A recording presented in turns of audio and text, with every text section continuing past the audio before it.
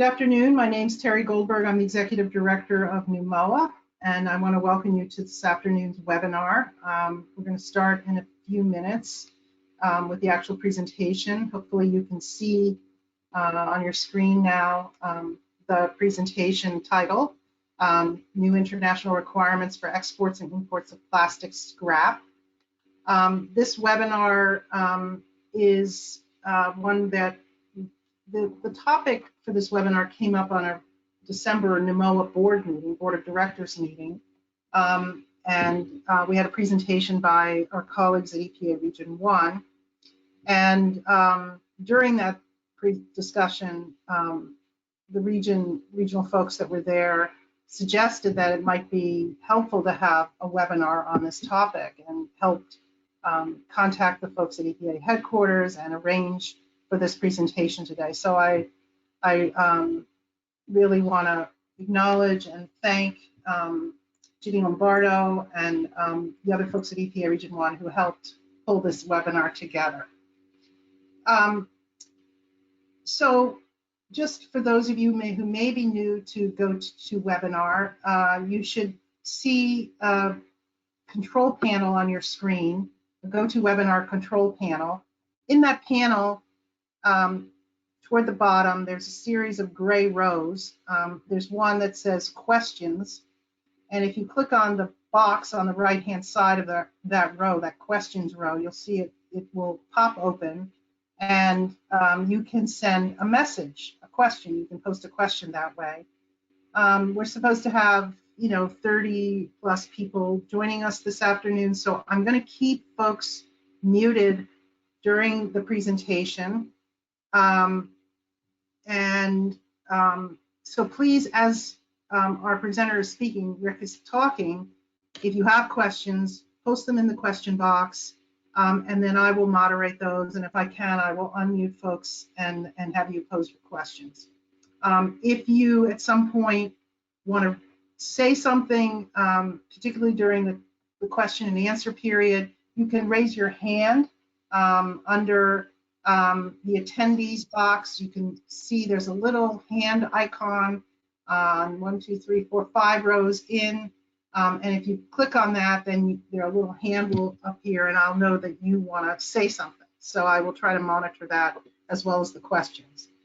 On your control panel, you should also see, sort of towards the bottom, a gray row that says chat. I hope that's appearing on your panel. Again, if you click on the box, it'll open up and you can send a chat.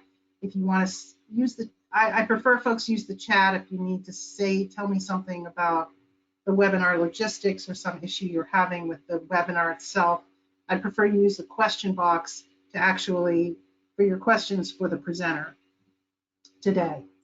Let's see. Is there anything else I wanted to? Oh, I am recording this webinar. The presenters gave us permission to record today, and so we hopefully will eventually be in in the next week or so, posting a recording as well as the slides that you're going to see today. So both of those will be available through the NUMOA website, and I'll send out a link to all of you, in the next week or so, whenever we get it posted.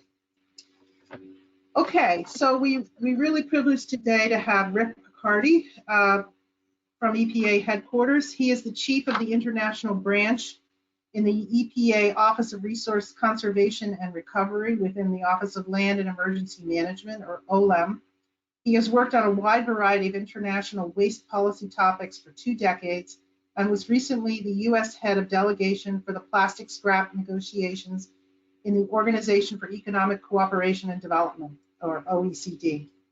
In addition to overseeing EPA's work on the Basel Convention and the U.S. Waste Import-Export Program, for 10 years he was the chair of the Hazardous Waste Task Force of the Commission for Environmental Cooperation, or CEC, an international organization serving North America. He was until recently the U.S. co-chair of the U.S.-Mexico Border Waste Policy Forum. In the past, Rick has served as the U.S. delegate to the OECD Working Party on Resource Productivity and Waste. And prior to joining OLM, Rick worked in EPA Region 3, the Office of Pollution Prevention and Toxics, Superfund, and the Office of Air and Radiation. He has a master's in public administration from the University of Pittsburgh.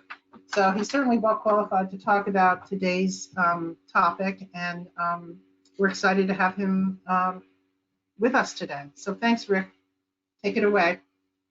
Okay, well, thank you, Terry. I really appreciate it. We're trying to get the word out to as many people as possible. So I appreciate everyone who is participating. What I'm going to talk about today are new requirements on the imports and exports of plastic scrap. Let's go to the next slide. And then here we go. Okay.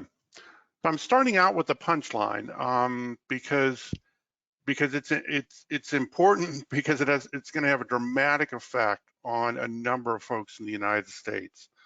And that is, you know, starting just a couple of weeks ago, January 1st, many U.S.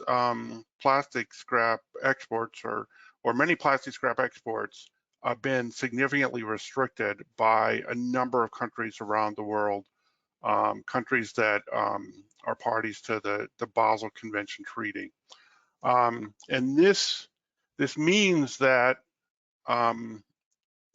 many U.S. plastic scrap exports are illegal now under the Basel Convention. The Basel Convention is the treaty on the imports and exports of waste. And this includes some of the countries listed below, which are some of the major countries that we export to: Malaysia, Vietnam, Hong Kong, Indonesia, Thailand, and India. So a bit about the Basel Convention. The Basel Convention is the treaty on the imports and exports of waste. It's been around for almost 3 decades. At this point, almost every country in the world is a party. There's only a handful who are not. And the basic purpose is that waste should only be imported and exported if it's going for environmentally sound management. The U.S. is a signatory. We're not a party.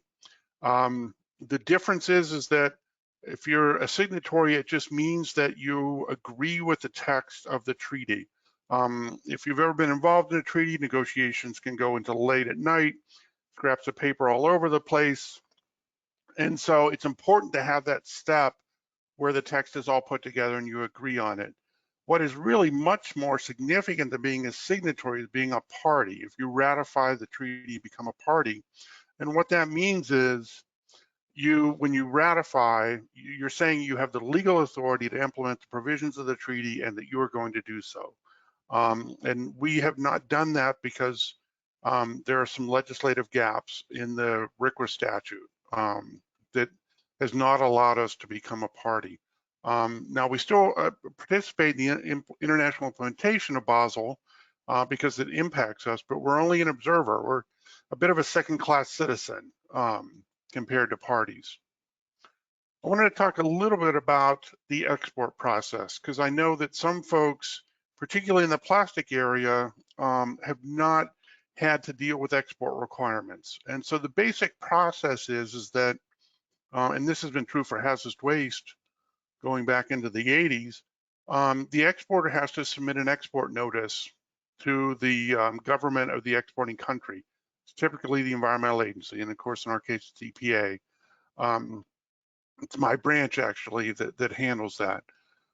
Then the exporting country government makes sure that the notice is complete and then forwards it to the proposed importing country government, again, an environmental agency, usually. And that country reviews it.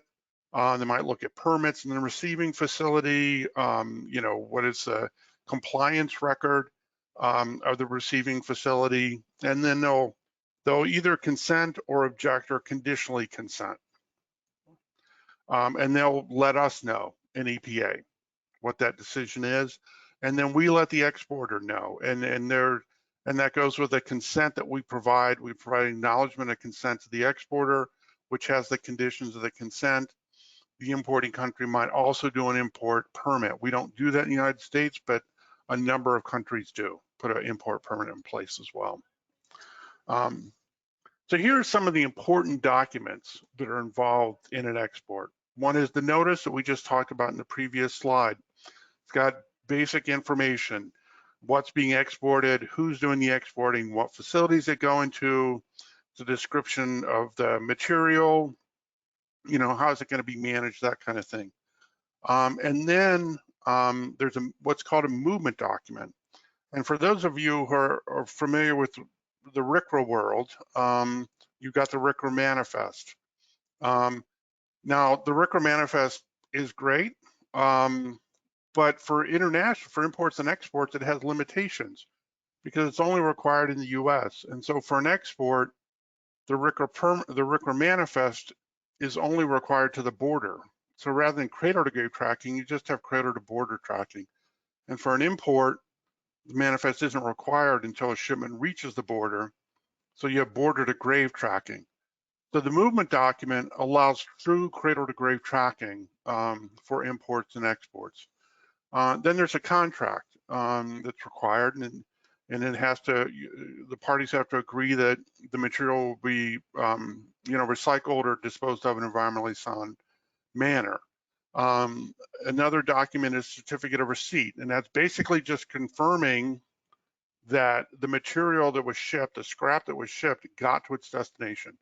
I think as many of you know, sometimes a facility might store material for a few months, and at that point, whenever they do recover it, they send a confirmation of recovery. And that's an important legal document in that it allows for, a lot of times, insurance is required on shipments or bonds or some kind of financial instrument, some kind of financial guarantee, and that financial guarantee or insurance or whatever can be released whenever the confirmation of recovery is sent.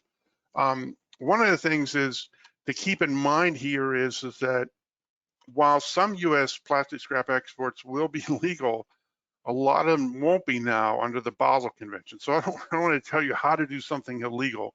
The caveat here is this is the basic process.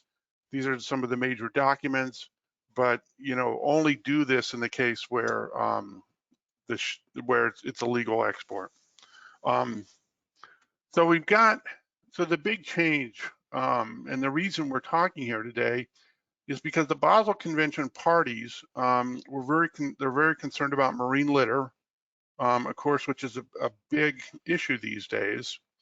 And so in an attempt to reduce marine litter, they wanted to classify most plastic scrap, including, most of this is non-hazardous. They wanted to make it a Basel covered waste, which means prior notice and consent is required. And so they did that at a Basel meeting about a year and a half ago. And those changes are called the Basel Plastic Waste Amendments. Most of this is really scrap. Basel uses the term waste because there's a number of languages that don't have a word for scrap. So waste is kind of generically used to cover both, what we would call waste and scrap. So there's been a provision in Basel, which goes back to the beginning. It's not specific to plastics. And it says that a Basel party is not to import and export Basel covered waste with a non-party. And that had a specific purpose, doesn't matter at this point. It's really in some ways not relevant anymore, but it impacts us because we're not a party. We never ratified the Basel Convention, and that'll come into play in terms of plastic scrap, and we'll talk about that some later.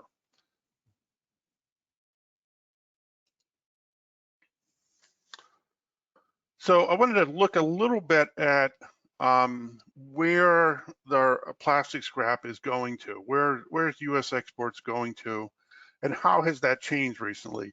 I think it's probably all of you or almost all of you know, China was a major importer of plastic scrap, not just from the US, but from Japan, from a number of European countries. And because they did so much manufacturing, they were really looking for material. And as you know, in 2017, they started the National Sword Program, or really implemented the National Sword Program, and clamped down on a whole wide variety of scrap imports, including plastics. Now you can see in the chart there on the left part of the chart, China, the width of the band is the volume that China is taking in. And so China is the biggest by far, and the second biggest by far is Hong Kong. And a lot of what was going to Hong Kong was ending up going to China. Hong Kong is an import-export country, so they're an import-export hub, and so they're shipping to other countries as well. But a lot of what was going to Hong Kong was also going to China.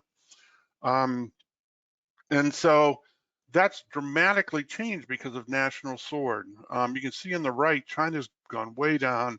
Hong Kong's down substantially.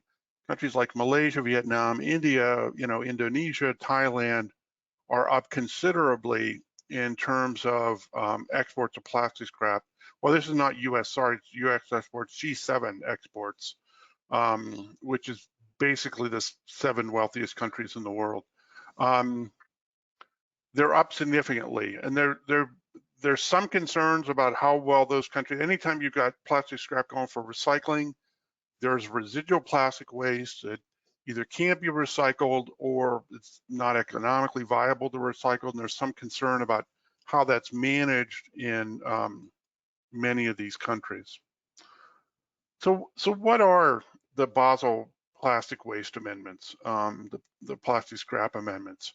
The best way to talk about them is to talk about them in terms of the 3 waste lists that are in the Basel Convention. I'm going to start with the second one, Basel Annex 8. Really was sort of the core list for a long time, and that's basically Basel hazardous waste. So if you're a Basel hazardous waste, Annex 8, countries had to do prior notice consent if they were exporting. We ended up adding Basel Annex 9, which are wastes which are not covered by Basel. And you would think that, well, if you're not on Annex 8, you're not covered. You don't need an Annex 9. It turns out because customs folks are not environmental experts, it's better to have a listing that folks can point to. And so you've got a Basel non-hazardous list, Annex 9. If you're on Annex 9, you can point to that, you put it on your paperwork, your shipment could go through customs with no problem. And there's also an Annex 2, and Annex 2 is basically the other waste list. And the other waste list has only 2 items on it. It's municipal solid waste and ash from the incineration of municipal solid waste. And Annex 2, because there's only 2 wastes on it, it's much smaller than the other 2 lists, has not really been a major player in the implementation of Basel over the last 3 decades. But that has changed dramatically because of the Basel Plastic Waste Amendments, because many of those plastic scraps streams that were on Annex 9 got moved from Annex 9 to Annex 2. And Annex 2 makes it a Basel covered waste. Annex 9 is not a Basel covered waste. Annex 8 and Annex 2 are Basel covered waste. And Annex 2 is a Basel covered waste because, even though it only had, MSW, essentially garbage, and ash from the incineration of MSW, you can understand most countries would want to know if another country was exporting garbage to them. So it made sense to have Annex 2 and other waste. There's not, as far as we know, a lot of importing and exporting of garbage. It's not really all that common. But there is a lot of importing and exporting of plastic scrap. So, because of the party non-party prohibition, Basel parties are not allowed to trade with the United States unless there's a separate bilateral, multilateral agreement, and that's under Basel Article 11. It's called a Basel Article 11 agreement. It has to be compatible with Basel, and if you have one of those, you can ship. So let's talk a bit about the Basel plastic scrap amendments and sort of, what is in them? What are they made up of? And so let's talk first about the Annex 9 listing. And this is basically Basel non-hazardous waste. Notice and consent is not required. And what is covered by it is really a pretty narrow set of the plastic scrap that has been moving for the past couple of decades. It's got to be almost exclusively one non-halogenated polymer or resin or a limited number of fluorinated polymers. It's got to be almost free of contamination, and it's got to be going for recycling in an environmentally sound manner. Now, mixtures are allowed, but only in some circumstances, and it's only if it's PE, PP, and PET, and they all have to be going for recycling. If they're mixed in a load, they have to be sorted. They have to be going to be sorted and recycled separately. You can't just have PE mixed with PP and PET, and just the PE is getting recycled. That's not allowed. And so this fairly strict set of plastic scrap is the Basel Waste Code B3011 on Annex 9.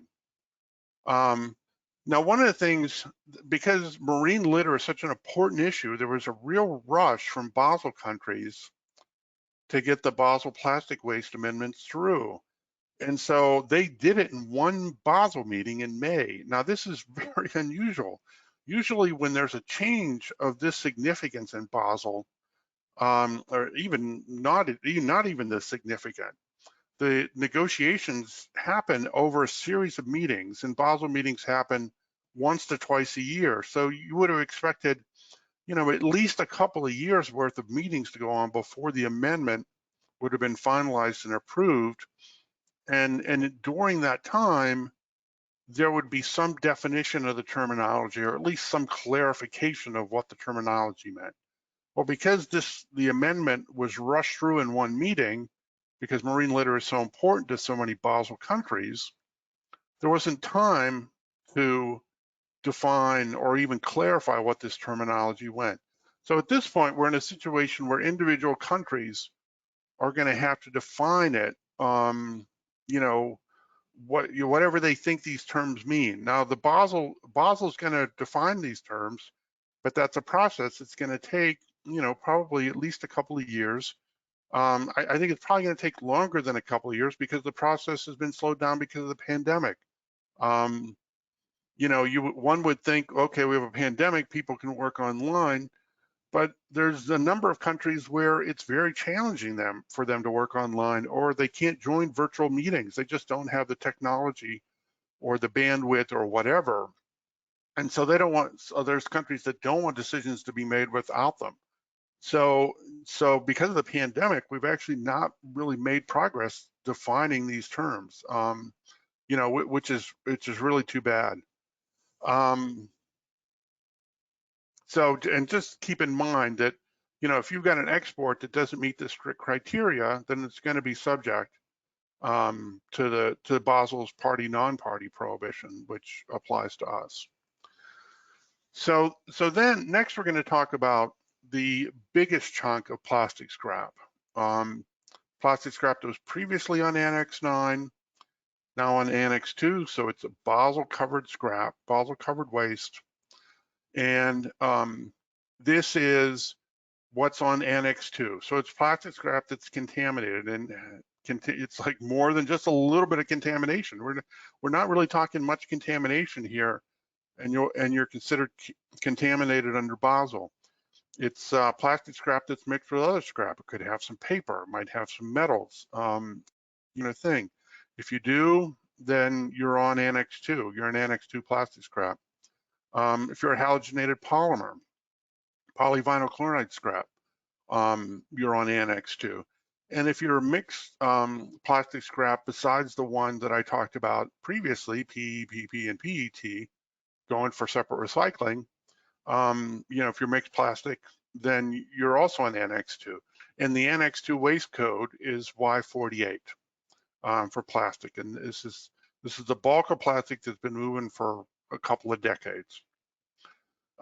There's a third plastic waste listing, and that is the hazardous plastic waste listing. Now, historically, we've seen considered plastic scrap to be non-hazardous. But that's changing internationally. And the way hazardous plastic scrap is defined in Basel is you have a hazardous constituent from Basel Annex 1, to the extent that you exhibit a hazardous characteristic in Annex 3. Now, Basel Annex 1 hazardous constituents, it's what you'd expect. It's lead and cadmium, and it's the kind of substances that you'd expect to be on a hazardous constituent list.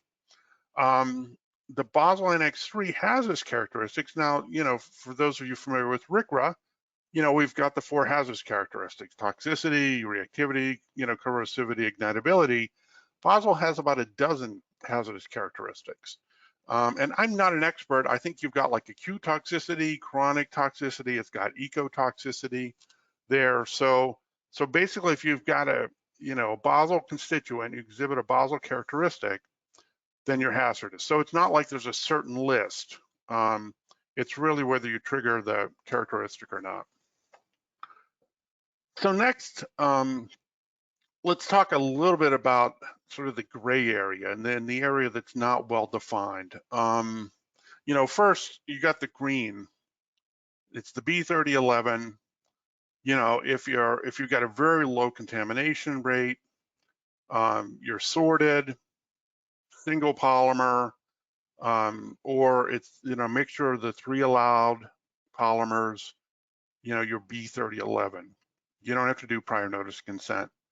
Let's go to the brown Y48. It's it's the non-hazardous plastic scrap that now is a Basel covered waste, and where notice of consent is required. And it's the vast majority of what's moving today would fall under there. And then you got the orange, which is the hazardous plastics, and examples there. You've got some plastic has lead for stabilizers or cadmium. They could potentially fail the RCRA toxicity characteristic. I mean, we don't know of cases doing that, but we were looking at a case and it looked like plastic had lead as a stabilizer, and it might have failed the TCLP. So we don't think that's a very big percentage, just like B3011 right now is a very big percentage. A3210 also not a very big percentage. Most everything is going to be under Y48. But then there's this confusing kind of gray area between B3011 and Y48. You got a bottle that's got a wrapper, it's a different plastic, or it's a paper in a wrapper, or it's got a little bit of food in it, not much. Is that B3011 or is it Y48? Or you've got office furniture that's mostly plastic, but it has a little bit of fabric. Or you got a cooking appliance, mostly plastic, but it's got a little bit of metal. Is that Y48, the B3011?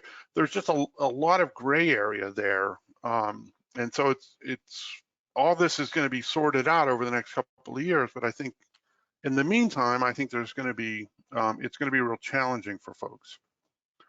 Now, there's another international agreement besides the Basel Convention, which is also relevant here. And that's something called the OECD Council Decision. Now, the OECD is the Organization for Economic Cooperation and Development. It's basically a consortium of about 36 democratic countries. They're mostly wealthy. There's some newer members who are middle-income countries. And the reason that they have got an agreement is that in the 1980s, a lot of the wealthier countries were putting hazardous waste import-export regulations in place. We did it under RCRA in 1986. A number of the other wealthier countries were doing that, and that's a great thing. You want to control your imports and exports of hazardous waste. But it had an unintended consequence because you had some hazardous scrap, either because the scrap itself was hazardous, or it was a ferrous metal that was contaminated with hazardous waste, or or something like that. And there was quite a bit of trade in this hazardous scrap among the more affluent countries. And once those countries put import-export regs in place, each country's requirements for imports and exports were different. And it was a nightmare for those people who were importing and exporting scrap that happened to be hazardous in some way. So the OECD Waste Group got together and decided to put together one single set of import-export requirements for the OECD countries for hazardous scrap. And they were in the process of doing that, and they were fairly far along. Actually, when the Basel Convention started, when countries started to work in the Basel Convention, which in some ways was triggered in a similar way. So in the 1980s, a number of the more affluent countries were putting hazardous waste requirements in place, like RCRA. And so the managing of hazardous waste got more expensive in those countries. And unfortunately, there were some bad actors who wanted to avoid that expensive waste management, and they started exporting and dumping their hazardous waste on developing countries. And that's what triggered, that's one of the reasons that the effort to start the Basel Convention, to negotiate the Basel Convention began. And so some of the work in the OECD Waste Group on the OECD Council decision actually fed into the Basel Convention. And the OECD kept going though and finished their requirements because they wanted a more streamlined process, since it was all wealthier countries. A streamlined process is not necessarily appropriate in Basel, where you have some poorer countries. And so we've got two sort of regimes controlling the imports and exports. Well, Basel is for recycling, recovery, and disposal. The OECD Council decision is just for like recovery and recycling. But so we got two international regimes controlling the imports and exports of scrap and waste. And so we've got fairly substantial trade in plastic scrap with the OECDs. It's almost $200 million last year, and it's almost 60% of our trade. Most of it's with Canada and Mexico because obviously geographically it's easier to import and export with them. So one of the things that happened in the 1990s, over the 1990s, all of the OECD countries except for the US ratified the Basel Convention. And while the Basel import-export requirements were similar to the OECD requirements, they weren't the same. And so countries were having to comply with two sets of requirements for the same export, which you can understand. They didn't want to do that. It was a duplication of effort. And so there was an effort in the late 90s to renegotiate the OECD Council decision to harmonize it as much as possible with the Basel Convention. And as part of that harmonization, we decided that waste listing changes would be made through Basel, and that waste listing changes would be automatically incorporated in the OECD waste listing. So the OECD has an amber listing, which is the equivalent of Basel Annex 8, has the green list, which is the equivalent of Basel Annex 9. And so those waste lists were harmonized. And so anytime there was a change, it was going to be through Basel, it would be automatically incorporated into either the amber or the green list in the OECD, unless a country objected. So for 2 decades, Basel waste listing changes have been made, things have been added, things have been changed. They've gotten automatically incorporated into the appropriate OECD waste listings. That was until 2019. So with the Basel plastic waste amendments, while the US was not real excited about the Basel plastic waste amendments, we did recognize that, the plastic residual waste was not well managed in a lot of developing countries that were importing plastic scrap. It was getting dumped. Some of the residual plastic waste that got dumped ended up getting washed into waterways and made its way into the ocean, even in cases where the ocean was hundreds of miles away. And so, it made some sense to have the Basel plastic scrap amendments, but the OECD countries are wealthier. The OECD countries are generally very good at managing their residual plastic waste from recycling. It's landfilled in well-engineered sanitary landfills. It's going to waste to energy facilities where you've got good, often have good emissions controls. So it's not an issue. So the US didn't think it made sense to automatically incorporate the Basel plastic scrap amendments into the OECD. And so we objected. We thought that applying prior notice of consent to plastic scrap imports and the exports in the OECD would lower recycling levels because it would get more burdensome to move the material. We thought it would increase the amount of material that was being disposed because it was harder to ship it for recycling. And one of the things you have to keep in mind is transportation costs are really pretty low. It is not that expensive to ship things long distances in many cases. And so there's a variety of reasons that people export material. You know, a lot of times it makes sense to do so. But because we objected, we have formally objected, it triggered a negotiation process in the OECD to come up with an alternative approach to how to control plastic scrap imports and exports in the OECD. It's like, okay, we're not going to apply the Basel amendments. What are we going to do in the OECD? And so that's something where negotiations started in July of 2019 to try and figure that out. And I was involved in the group that was doing those negotiations. And so we were able to reach agreement on hazardous plastic scrap, and the OECD definition of hazardous plastic scrap is essentially identical to the one in Basel. If you have a hazardous constituent that's in OECD Appendix 1, exhibits a hazardous characteristic in OECD Appendix 2, then you're hazardous. OECD Appendix 1 is, you know, very similar to Basel Annex 1. And OECD Appendix 2 is very similar to Basel Annex 3. So it's essentially the same definition as Basel. Again, we're probably not talking about much hazardous plastic scrap. Percentage-wise, it's probably pretty small, you know, at least as far as the US is concerned.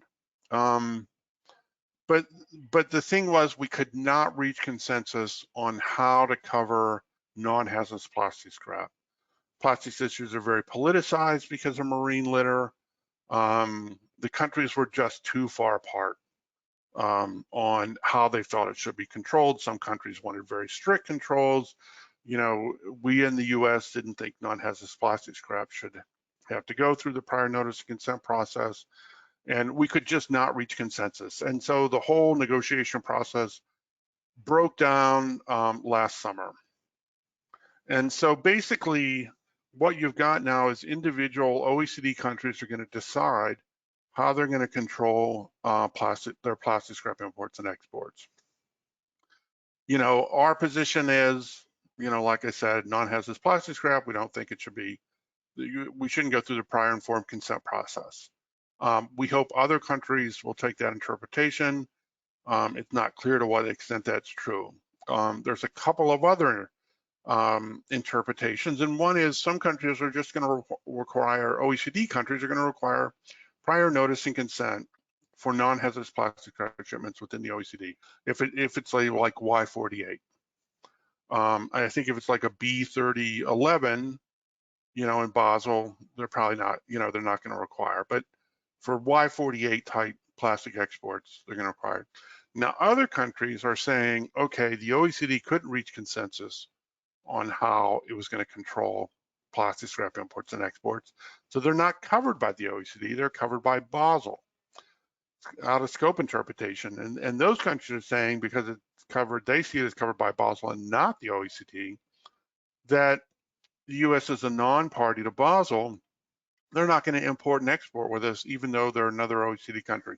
Oh, one of the things I should have mentioned, I didn't mention, was I talked before about if you were a Basel Article 11 agreement, you could have an import-export agreement separate from Basel, as long as it was compatible with Basel and you could ship under that. The OECD Council decision is a Basel Article 11 agreement, which is why we can ship waste and, you know, scrap, essentially, everything's going for recovery, with other OECD countries, even though it's a Basel covered scrap, because the OECD Council is a Basel Article 11 agreement. So we're hoping that not many countries take that out of scope interpretation. It's not clear. Countries have to report to the OECD Secretariat. The Secretariat's the international organization that runs the OECD. What interpretation they're going to use. And those interpretations were actually due last Friday. So hopefully the OECD will be coming out with a table which will list how the countries, individual OECD countries are going to approach plastic scrap imports and exports. Canada's our major partner in terms of imports and exports of plastic scrap. And so we negotiated a Basel Article 11 agreement with Canada on non-hazardous plastic scrap. It's called an arrangement. Arrangement's different than agreement. I won't get into it because it really doesn't matter for your purposes. It's the same thing as far as you would be concerned. So we negotiated this bilateral arrangement with Canada. We actually expanded it to cover all non-hazardous scrap. You know, since we're talking about this, you know, why not just go beyond plastic, non-hazardous plastic scrap, just non-hazardous scrap in general, that we will agree that for those imports and exports between us and Canada, that we won't require prior notice and consent. And so we finished that.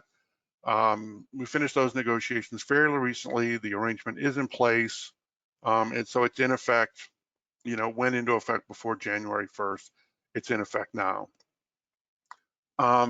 So non-hazardous scrap imports and exports between us and Canada, they have to be going for environmentally sound management, but you know, you don't need prior notice and consent.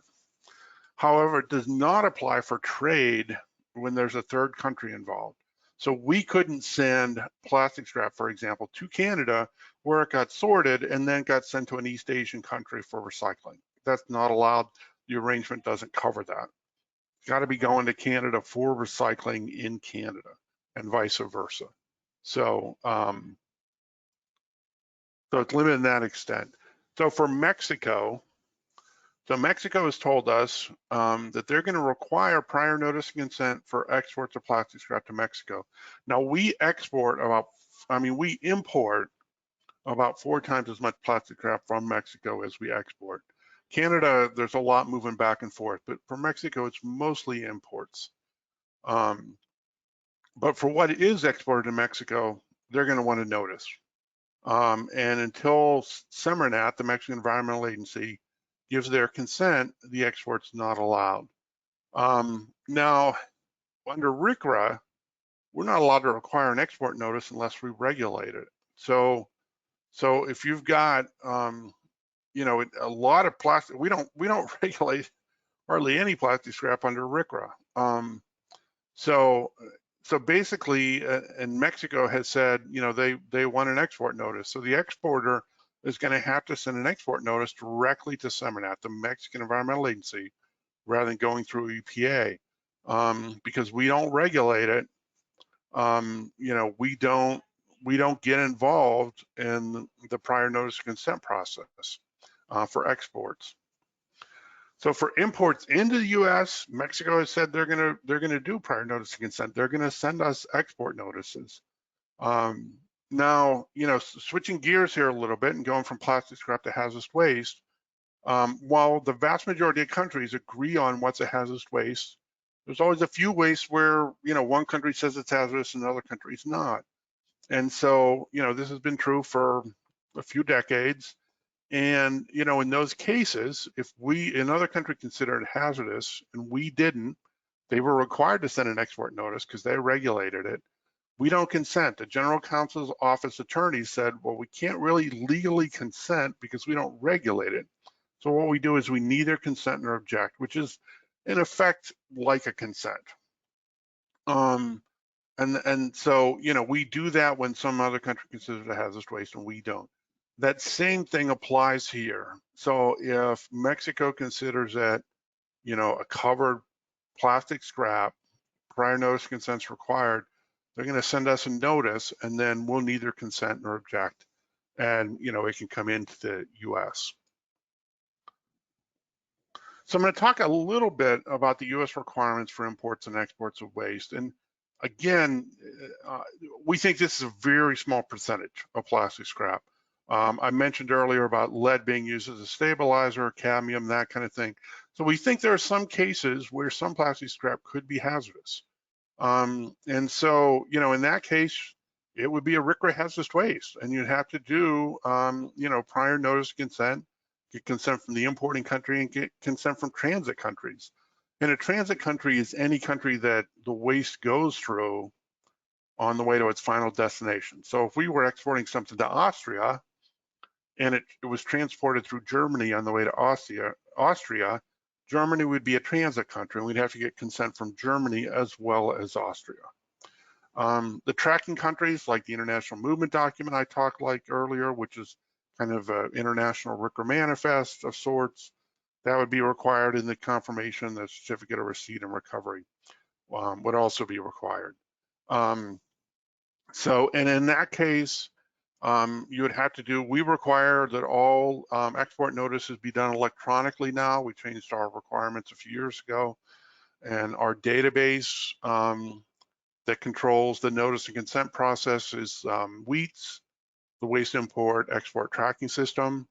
So an exporter would have to submit an electronic notice in WEETS if it's a RCRA hazardous plastic, but they have to go through CDX. CDX is the sort of data exchange gateway for anybody outside of EPA to get access to an EPA system. You'd have to go through CDX to get to the WEETS database to do that. So what if an importing country says plastic scrap is covered and the exporting country doesn't? So for exports of I'll talk first about non-hazardous plastic scrap. So for non-hazardous plastic scrap, the U.S. exporter should contact the government of the importing country or work with your importer to determine what the required procedure is. Now, generally, and this is true under Basel and under the OECD, is you have what's called a mutatis mutandis provision. This is when the exporting country does not consider something hazardous or covered, but the importing country does. So in that case, the exporter doesn't submit an export notice to EPA. Those responsibilities shift to the importer.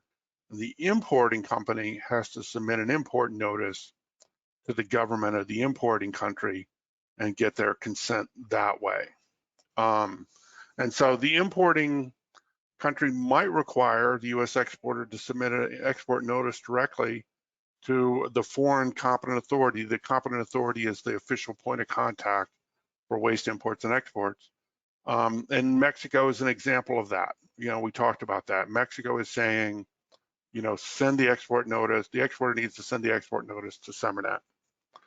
And it's possible that the importing country might not allow U.S. exports. Again, if they think it's out of scope, they take an out of scope interpretation. They say it's covered by Basel, not by the OECD. Then they might not allow it. And that last piece there, I've already talked about. We can't receive or forward notices unless for things that we don't regulate. So what about hazardous plastics? It's similar. So if you've got the importing country controls it and the exporting country doesn't, the mutatis mutandis provision again applies. The importer needs to submit an import notice to the government of the importing country to get their consent. And while the vast majority of plastic scrap isn't regulated as hazardous waste under RCRA, more and more countries are covering more and more plastic as hazardous. What you hear most frequently is plastics with brominated flame retardants, chlorinated flame retardants, those halogenated plastics. More and more countries are considering those hazardous. We don't consider them RCRA hazardous waste, but more and more countries are, and countries are looking at other additives that they're concerned about. And so I think you're going to have countries calling a wider variety of plastics hazardous in the next several years. I think you're going to see some real changes there. Something to keep in mind, and this is particularly for folks who are new to the prior notice and consent process, which plastic scrap people are. We've run into some folks who think if they meet the US requirements, they're golden. And that's not the case. You have to meet the requirements of both the exporting country and the importing country. In a lot of cases, the importing country requirements are probably going to be stricter than the US. So, you can work with your importer or talk to the importing country government to figure out, what those requirements are.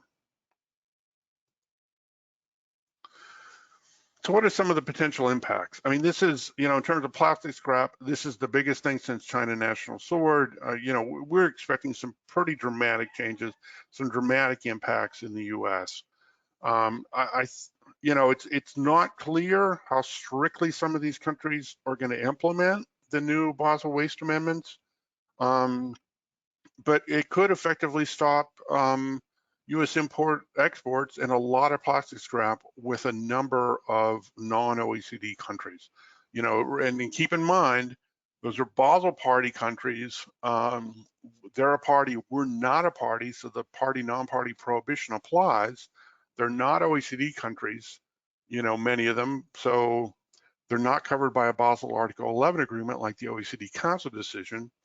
And so exports to those countries under the Basel Convention are illegal starting a couple of weeks ago on January 1st. And if you look at the chart on the right, the US exports, you've got a number of countries there that are significant recipients of US exports that are Basel parties that are not OECD member countries. Malaysia, Vietnam, Hong Kong, Indonesia, Thailand, India. So there could be some real serious disruption in U.S. plastic scrap exports, this year, next year, that kind of thing into the future. So we're probably going to see a dramatic, maybe not as dramatic as China. China was very well organized about their restrictions, but I think you're going to see a dramatic decline, probably in U.S. plastic scrap exports. Unfortunately, we're probably going to see, like with the China National Sword, more disposal of plastic recyclables in landfills. Hopefully, the recycling infrastructure in the U.S. can adjust, and we can do more recycling domestically. But we'll see. We know that's happened in some parts of the country, not in a number of other parts. And one of the things we've heard from folks is that they made some pretty good money, per ton for those shipments to China. They weren't making as much money for the plastic scrap exports to Malaysia and Vietnam, et cetera, but made some decent money per ton on those. And we're using that to fund domestic recycling programs in some form. Well, those revenues are going to go down. So at a time when we'd like to increase recycling domestically, we might have a case where we have declining revenues to actually pay for those kind of things. We're expecting a great deal of confusion in the regulated community, in part because the plastic, unlike the hazardous waste folks or the hazardous scrap folks, who are well versed in the prior notice of consent requirements and the process, the plastic scrap people are not. It's new to them.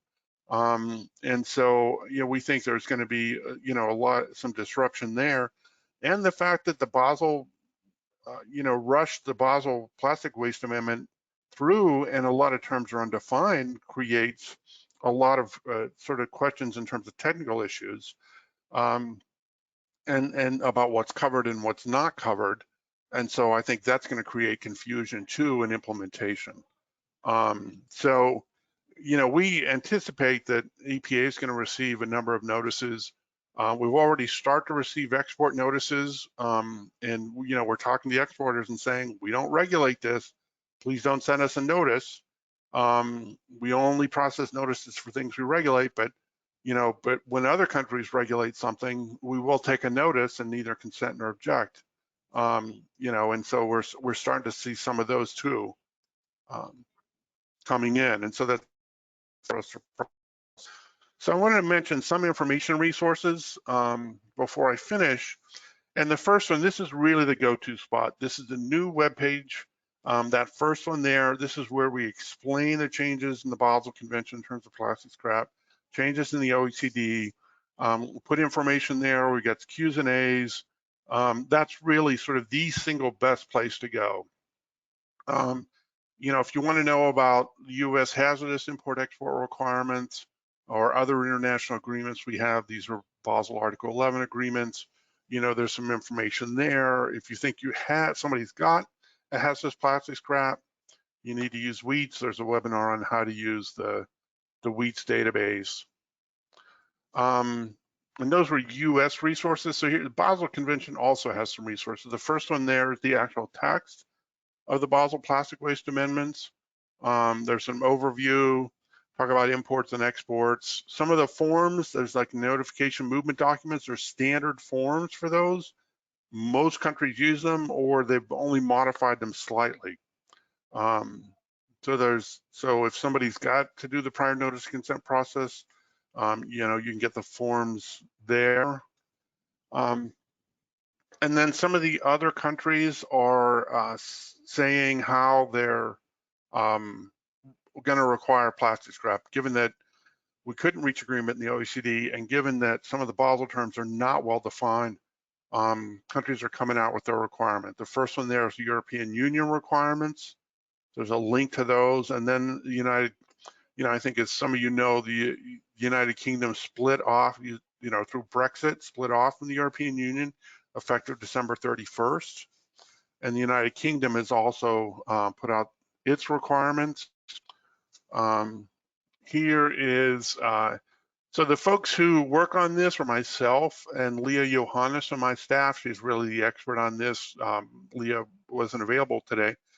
But, so if you have questions, I'd say the first thing to do is go to that one website that I told you about, because I think a lot of your questions can be answered there. But if you still have questions, get in touch with us. And that's it. So thank you very much for the chance to present. I really appreciate it. And Terry, I assume we're going into a question and answer period here.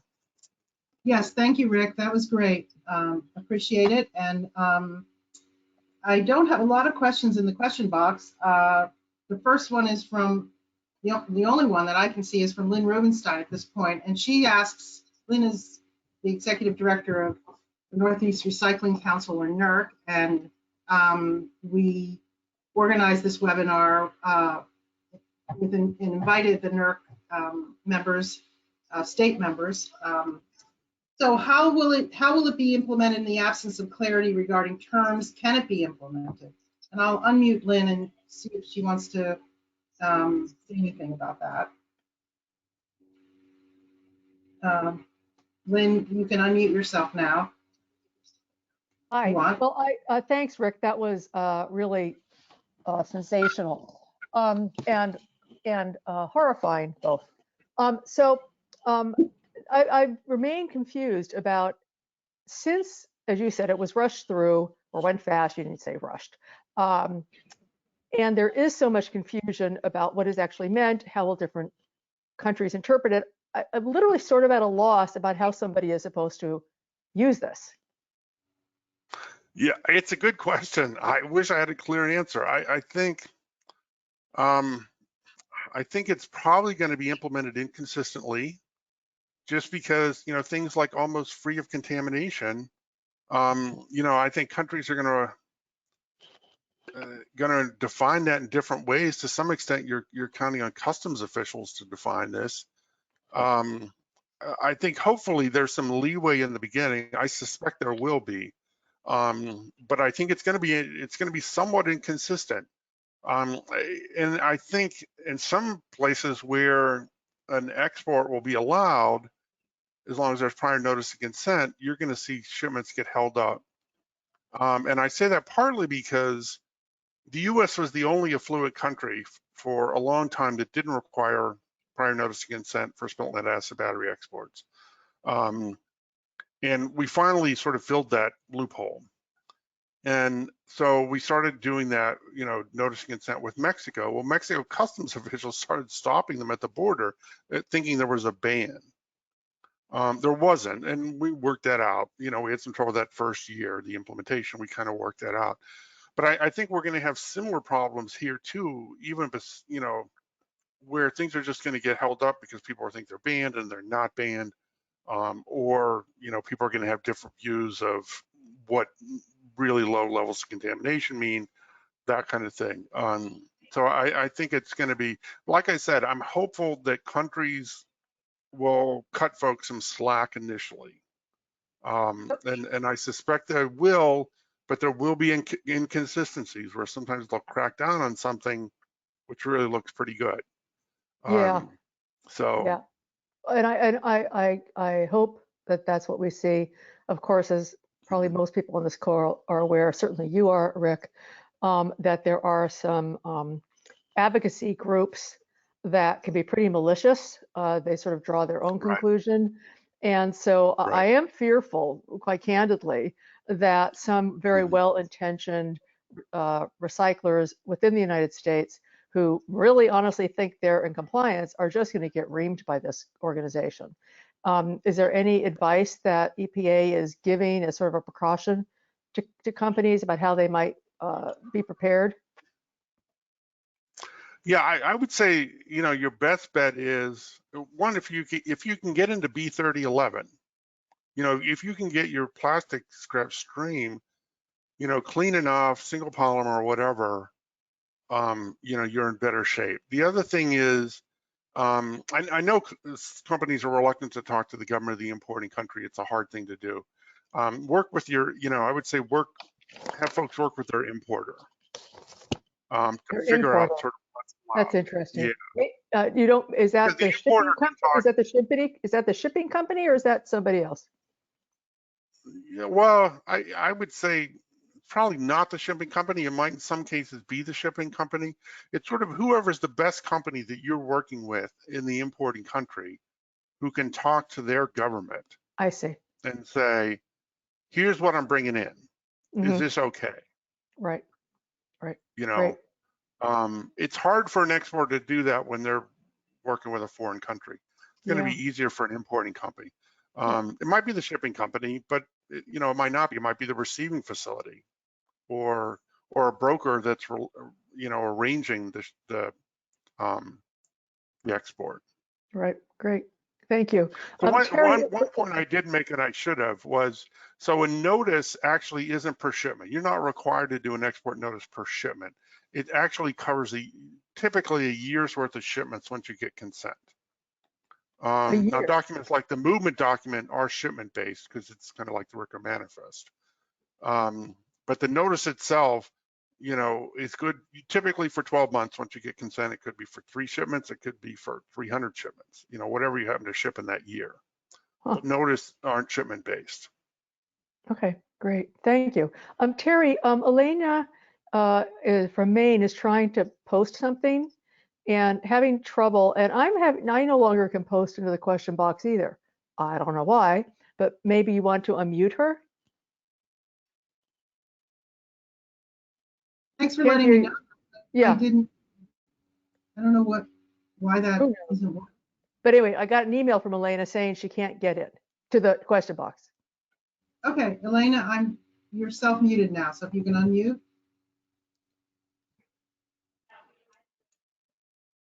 Go ahead, Elena. You can unmute yourself.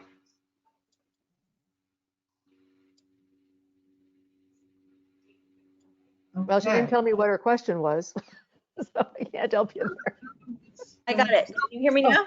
Yes. Elena. Oh, okay, great. Thank you. I was wondering, you mentioned a bunch of documents. Is there one document that a person can show, a company can show to sort of prove that they've done what they need to do in terms of the prior notice and consent? So I would say there's 2 documents. One is, so for a US export, we get consent from that country. We provide what's called an acknowledgement of consent, an AOC. So there's that document. That's an important document to have accompany your shipment. The other thing is, and in some ways this might be more important, we do not do an import permit. So once somebody's shipping something to us and we consent, we basically, as long as you meet the conditions of that consent, you're fine. A lot of countries will actually take the extra step and put in place an import permit. So, and the import permit's probably going to, if you're sending to Malaysia, it's going to be, or, Indonesia, it's going to be in Indonesian. That would be an important document to have, because the customs officials could look at that and say, you've got an import permit. They can read it. It's in Indonesian. You're good. So I would say that if there is an import permit, that's probably the most important document to have. Thank you. Sure. Thanks, Elena. So if anybody else has a question, if somehow, for some reason, the question box is inoperable, could you raise your hand under the attendee row? You should be able to look at the list of attendees, and in the third row down, there's a little icon with a hand, and if you click on that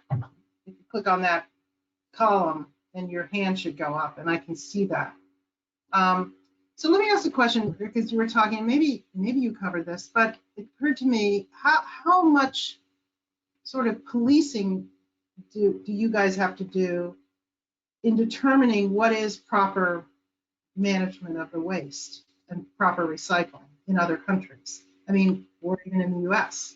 I mean, I assume those terms are pretty well defined, or maybe they aren't. Maybe that's one of the lack of clarity, but I guess I'm wondering. Yeah, they're not. Yeah, they're not well defined. Yeah. They're well defined. Okay. That's a problem. So yeah, it's not, I mean, in terms of, under OECD, environmentally sound management's required. Now, I mean, we define it as, using RCRA, basically. Do you have a permit? What's your compliance record? Do you have a history of violations? That kind of thing. So that's how we define. Now, this is for hazardous waste. I mean, plastics is a whole new area. That's right. And so you're not going to have a RCRA permit, I mean, and so it makes it much more challenging, when you're moving into plastics, I think, which is why, we anticipate that we're going to see the kind of confusion that we expect in the next couple of years as these new requirements get implemented. Because what works in the hazardous waste world doesn't work for plastics. And environmentally sound management of plastics is not well defined. It's scarcely defined at all, really, in any kind of internationally generally accepted way. So I think it's going to be up to the importing. So basically, I think that kind of a decision is a little bit inherent in the importing countries giving consent, because presumably they're more familiar with the facility, and we would, the hope is that they're not going to consent unless they think it's a decent facility. Now, who knows? It's hard to say, but I mean, we're not in a position here to make a determination on a country that we have, or a facility we have no access to, or access to permits, whatever permits might exist, that kind of thing. Does that imply that you will be having to work a lot more closely with the state officials, because they're the ones who, in many cases, do permit these facilities? So if we got an import, we're assuming it's an environmentally sound facility in the US. We're assuming that, the air and the water and the waste requirements that we have, I mean, we've got a robust set of requirements in the US that, it's going to be an environmentally sound facility. Okay. We're not going to do any special determinations or anything like that. Okay. Okay, I'm looking for some raised hands. Robert Schmidt, here we go. I'm going to unmute you. Go ahead, Robert. Robert, you have a question? Robert Schmidt? You're unmuted. You're from Rhode Island. Go ahead. No? You don't have anything. Okay. Okay. Guess he doesn't want to say anything. Robert, I'll give you one last chance. Go ahead. You're unmuted. Okay. Does anybody else have any other questions, comments? Sorry that the question bar is feature's not working, or apparently not working. Go ahead, Ginny. I've unmuted you. Go ahead. Yeah, this is Ginny Lombardo from Region 1. Rick, I just wanted to say thank you. I was the one that coordinated with you and Leah to arrange this once I learned that our Northeast and particularly our New England State Waste Directors and their staff were very interested. So I just want to say thank you. It was a very in-depth, I don't know that I quite grasped it all, but I get that it's definitely presenting another new hurdle for our states with their recycling program. So I appreciate you sharing the information. And I guess I would just ask, you know, our state contacts in Region 1, you know, if you have, you know, you see this as creating some significant issues within your state, within your recycling programs, you know, I think that Frank Gardner and I would appreciate hearing that from you so that we can communicate that up to our regional leadership and then also communicate that to Rick. If there's anything, you know, particular for our, you know, Region 1 or Northeast states that you want to make sure we're elevating to our leadership, I would be more than happy working with Frank to do that. And thanks, Terry, to you for facilitating this and for offering to post it on the webinar.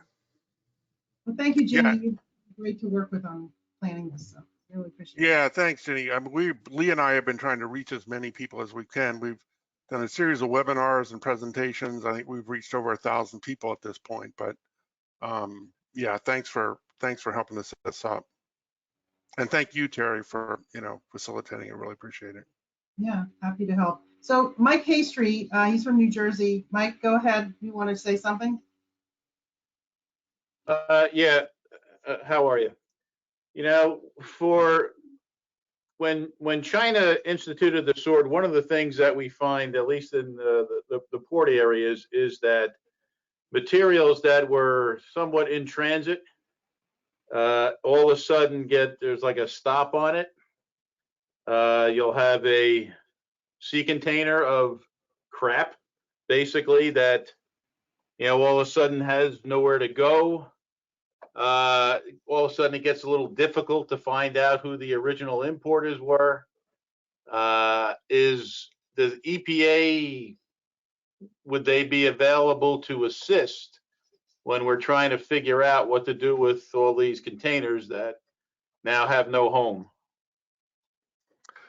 Yeah, I mean, we can try and help. It's and the reason why I'm saying that is most often we don't have that data. We don't have the import data, right, of who theoretically who's who, where it was supposed to go, who all the people are. Yeah, and I would say in that case, it's almost not trying to figure out who those people are. I mean, unless you think that the shipment can go through. I mean, I don't have the information any more than you do. We don't regulate it. So I don't have that information. We can help you try and find that information. If you think that the country's likely to reject it, I wouldn't even bother. I would try and find somewhere else to send it. I would not spin your wheels trying to get around a country who's likely to reject a shipment. And Malaysia and Indonesia have already started rejecting shipments, plastic scrap shipments from the US and other countries. So yeah, I mean, you just need to find somewhere else to send it. And in terms of, shipments getting, hung up, halfway across the ocean, I'm hoping that doesn't happen. I mean, China did not give us much notice on the national sword. I mean, it came a bit out of left field. So I'm hoping that there's a little more leeway in terms of the timing in this case. So Rick, somehow all of a sudden the questions are working. So we know we've got some questions. Jamie Colby asks a question. Do we think that imports to the US will go up? And I'm going to unmute Jamie. Go ahead. Do you think imports will go up? That was my question. I'm all set with you reading it. That was perfect. Good job. Yeah. Yeah, I would think that shipments within the OECD for us are going to go up. for those countries that in the OECD that continue to trade with us, I think we're going to see exports and imports go up. I think Canada might send us more plastic scrap just because they're reluctant to send it. They're probably not going to want to send it to East Asia. So I could see imports going up. It's hard to predict. The honest answer is I really don't know. Sure, but they're going to go up for disposal. Like that's my concern, right? That any sort of recycling effort we might have had in place sounds like it's going to be on the kibosh for a while. Well, I don't think people are going to send us that. People aren't going to send something to us unless they have a buyer. So I don't see us getting many imports for disposal. That would surprise me. Okay, that's helpful context. Yeah, no, I think it's pretty unlikely. Yeah, just because people aren't going to. Yeah, I don't. You'd see MSW come in. Yeah. For disposal, I think, and the plastic would be in the MSW. I don't think people are going to sort plastic and then ship it to us for disposal. I would be surprised if that happens very much. Okay. Yeah. I work for New Hampshire DES. We're a net import state, so we can be a little sensitive on the importation of waste generally. Right. Yeah. Yeah, I don't see that. And I mean, we've talked to some of the waste to energy folks, are they expecting to see plastic coming in to go to waste energy facilities? And they said generally not, generally what they're taking regionally. And they don't expect to see that either. So interesting. All right. Thank you. Yeah. Jamie.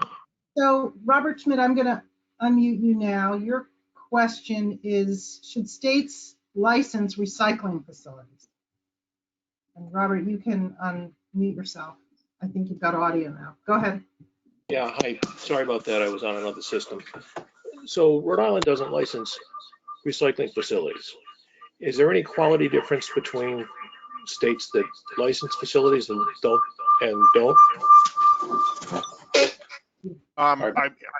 I don't know that. I as somebody who does international work, I'm not familiar with the domestic situation really, to extent. So that's it's something maybe, I don't know if you know Ron Vance, his branch and Resource Conservation and Sustainability Division. I mean, that's something that Ron might know, but I don't work that side of it. Yeah. Okay, so Elena Bertacci has a couple of questions. The first one is, any idea how much of the difficulty with plastic exports would be solved by becoming a signatory to the convention? I'm gonna unmute Elena again. Yeah. So if we ratified the convention, there's certain countries, I don't know that it would make much of a difference. So it would no longer be illegal to send plastic scrap to Malaysia, for example, which is a major importing country at this point. However, since most plastic scrap is probably going to be Y48, we're going to have to do prior notice and consent. So if we send an export notice to Malaysia, I think one or two things are going to happen. They're going to object, or more likely, they're not going to respond at all. And so without consent, it's not legal to ship. And so no answer is the same as an objection. And so I think that's be more likely to what you would see. I think, one of the benefits of ratification, there's a lot of benefits for the US to ratify. When it comes to plastics, those benefits aren't quite so clear. But I think we might see more, if the recycling infrastructure increases in the US, you might see more the Caribbean and Latin American countries send us plastic for recycling. For example, if we ratified. But yeah, I don't know that ratification would have that much of an impact on plastics, just because while it would be legal, like to ship to Malaysia or Indonesia or Thailand, I don't know that they would consent. Or maybe they would. I mean, maybe they would consent. I mean, some of these countries want the material because they have manufacturing. So, it could be. So I think there would be some benefit to ratification, but I don't know that it would be significant when it comes to plastics. Elena, you're unmuted. Do you want to follow up on any of that? Well, if I could just make sure I understand. So the Y48, currently, if there is no bilateral agreement, those can't even go, even if the importing country would want them.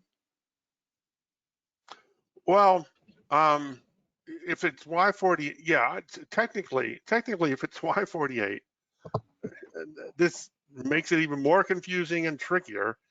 If it's Y48, technically that country, if it's a Basel party that's not an OECD country, it shouldn't take it. But it's really up to that country how they implement the Basel Convention. And so if they say that they want it, then it's fine to send it. You know, and presumably they're considering it B3011. You know, it's really up to them how they interpret their Basel obligations. So you might have something that seems like Y48, but if a country says they're fine taking it and they consent, well, you know, that it's fine to ship it. You know, that they've said it's okay. Okay, so practically you don't think it has much. Yeah, okay, thank you. That's very helpful. Yeah. So Elena, your second question is what happens when a shipment is rejected? So when a shipment's rejected, I mean, you need to find somewhere else to send it. You know, countries will say they want you to return it. Now you'll hear this again, return. The reality is most shipments don't get returned. They go for management in some other country. So, you know, if you're sending something to Malaysia and Malaysia says they don't want to take it, you know, you try and find somewhere else in the region that will. And you know, some country, you know, some people do return things to the US, but I think usually they'll look for alternative management somewhere else. Okay. Well, I think that's all of the questions that I can see, and we're just about out of time anyway. So again, I want to thank you, Rick, and I think people learned a lot and got a lot out of this today, and I'm sure that if they have more questions, they'll be in touch. So just to wrap up, we did record this webinar today. We are interested in posting the recording. We will also post these slides on our website, and I will send out the link to those resources when they're available to everyone. So thanks, everyone. Take care. Stay healthy. And thanks to Rick. All right. Thanks again. Thanks, Jenny and Terry.